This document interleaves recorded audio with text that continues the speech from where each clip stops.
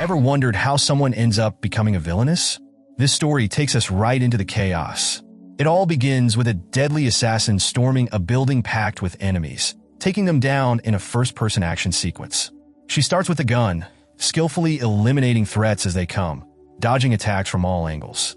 When her gun runs out of ammo, she seamlessly switches to dual daggers, slicing through foes with precision.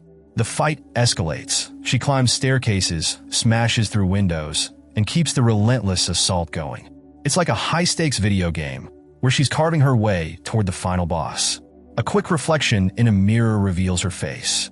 The guards surrounding the boss are no match for her, and in no time, she clears them out. Now, it's just her and the big bad. Despite his best efforts, he's no match for her. She wraps a rope around his neck, leaps out the window, and uses her body weight to hang him. Just when she thinks it's over, the police arrive, but she simply smirks. The next thing she knows, she wakes up in a sterile room, the only furnishings being a small bed and a cross on the wall. Before she can figure out what's happening, a gas fills the room, knocking her out again. When she regains consciousness, she's in a medical facility, drifting in and out as surgeons work on her. Her face is marked with surgical lines. She's undergoing a complete transformation. Afterward, she's left in a room with a meal, but something feels off. The air carries a strange scent, triggering her instincts. A memory resurfaces, her brutal training days, where she and others were forced to endure harsh underwater drills. Their instructor had tossed knives into the water so they could practice escaping. She had stayed under the longest, so long that her trainer had to jump in to pull her out, only to realize she had been holding her breath on purpose. That same trick comes in handy now. She feigns unconsciousness, then springs into action, attacking her captors and attempting an escape. As she rushes through the facility, she notices other women confined just like her. During her breakout attempt, she takes a staff member hostage, but is soon intercepted by Kwon Suk, another woman who offers to help. They make it to the rooftop and take a daring leap. But in midair, Kwon Suk betrays her, tranquilizing her before she can get away. When she wakes up again, she's in a room filled with people watching her through surveillance cameras. Kwon Suk, now revealed to be a high-ranking operative, lays it all out. Suki has been given a fresh identity and a second chance, but at a cost. The government recognizes her as a valuable asset and wants to use her skills. Suki refuses, ready to die rather than be controlled. That's when Kwon drops a shocking revelation. Suki is pregnant. With her child's future at stake, she has no choice but to comply. The deal? Serve as a government assassin for 10 years in exchange for eventual freedom and security. With no way out, Suki begins her intense training. Beyond combat and weaponry, she's taught skills like acting and seduction, because apparently manipulation is just as crucial as combat. Eventually, she gives birth, vowing to protect her child at all costs. One day, during a training session, a fellow trainee bullies her friend. Suki steps in, delivering a harsh lesson to the aggressor. Meanwhile, her superiors closely monitor her progress, and Hyun-soo, an undercover agent, is selected to be her handler once she enters the outside world. Before her release, she undergoes another procedure to erase a tattoo, triggering another memory. Years ago, her first mentor, Young, had branded her with that very mark. Back then, she had vowed to avenge her father's murder. The flashback reveals that her father had been killed by a man with rotten teeth, Jang Chun, over a precious gemstone. To make things worse, Jang had then sold Suki to a brothel. On her first night there, fate intervened. Young had been on an assignment at the same location and ended up rescuing her. That moment changed her life forever. Returning to the present, Suki is finally allowed to leave the facility with her daughter. Kwon arranges a new home for her, dropping her off at an apartment. Meanwhile, Hyun-soo lingers nearby, secretly watching over her. As she steps into the elevator, he awkwardly follows, fumbling with some boxes. Turns out, he's her neighbor. His overly friendly demeanor raises her suspicions, prompting her to call Kwon for a background check. Coincidentally, Hyun-soo does the same. The next day, he helps her catch a bus, gradually earning her trust.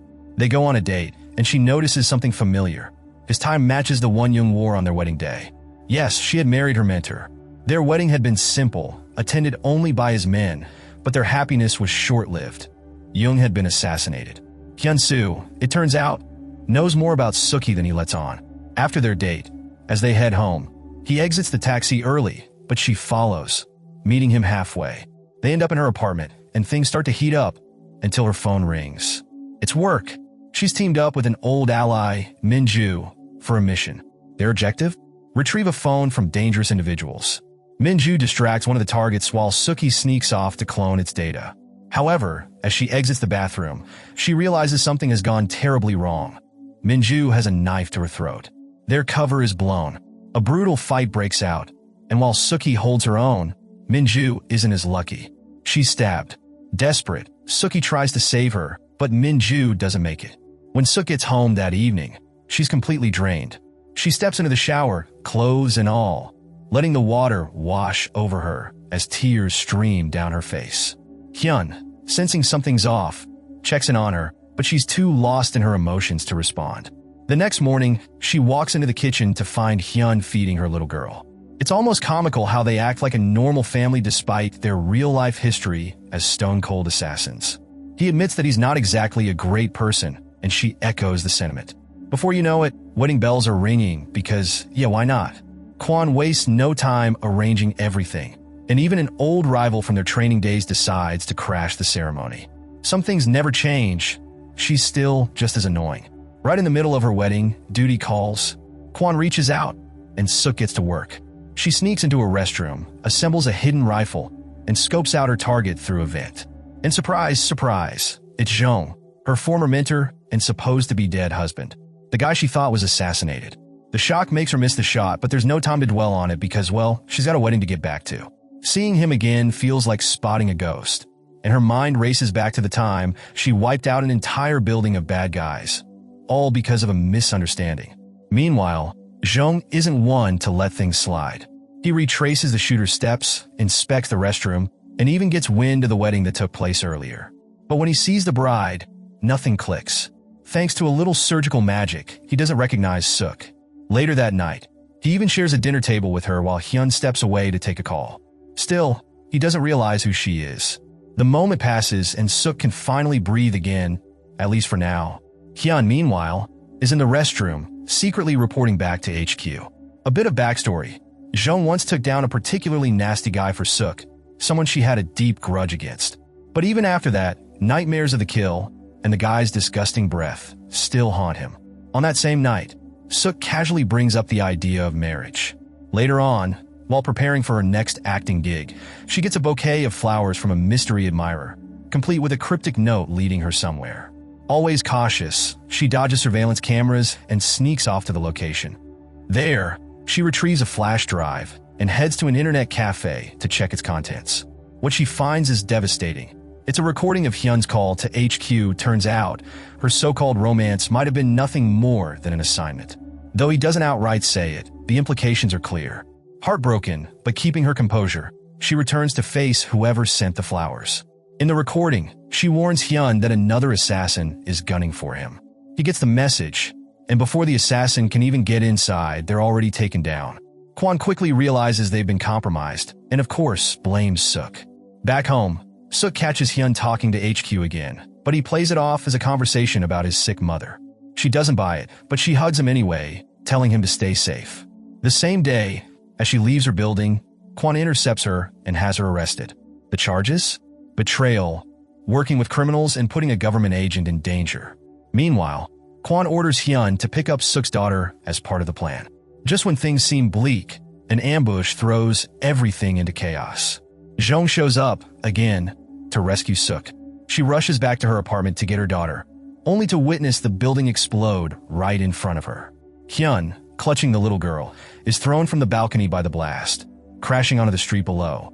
Suk rushes to them, but her daughter is unconscious. With his last breath, Hyun tries to tell her something important, but before he can, he's gone. Rage fuels her as she storms back to HQ, ready to tear Kwon apart. But before she can act, Kwon plays a security video from earlier that day. In the footage, Hyun is seen picking up the little girl, only to be ambushed by Jong's men. In a desperate phone call, Hyun tells Jong that the girl is actually his daughter. Jong, cold as ever, gives Hyun a choice, his life or the girl's. Hyun refuses to trade his own life for hers, so Jong's men kill the nanny and wait for further orders. Later that evening, as Suk approaches her apartment, Jung gives the go-ahead. And just like that, boom, everything she loved, gone in an instant. The cruelty of it all sinks in, and at HQ, Suk loses control, shooting out the screens in pure rage. Kwon tries to comfort her, but there's no room for words. She's out for blood.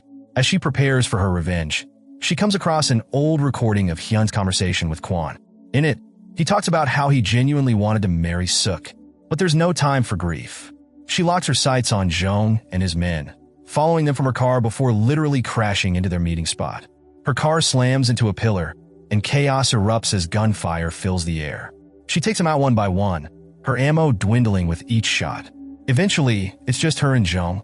She demands an answer. Did he ever love her? He laughs, saying she had daddy issues, and he made sure of that. Her rage is uncontrollable. She doesn't just want to kill him. She wants to feel it. Blades in hand, they engage in a brutal dance, both fighting with deadly precision. Their battle spills outside, ending with them crashing through a window and landing dangerously on an air conditioning unit. The fall is brutal, but they keep going, eventually tumbling onto the roof of a parked car. Jung's men scramble to escape, hijacking a city bus. But Suk isn't letting them go. She catches up, takes out the driver, and sends the bus crashing into another vehicle. One by one, the henchmen are taken down until only Jung remains. She approaches him, hesitant for a moment. Then he starts whistling, that same eerie tune from her childhood. The tune her father's killer used to hum. Realization hits her like a ton of bricks. Jung wasn't just some assassin in her life. He was the second man in the room when her father was murdered.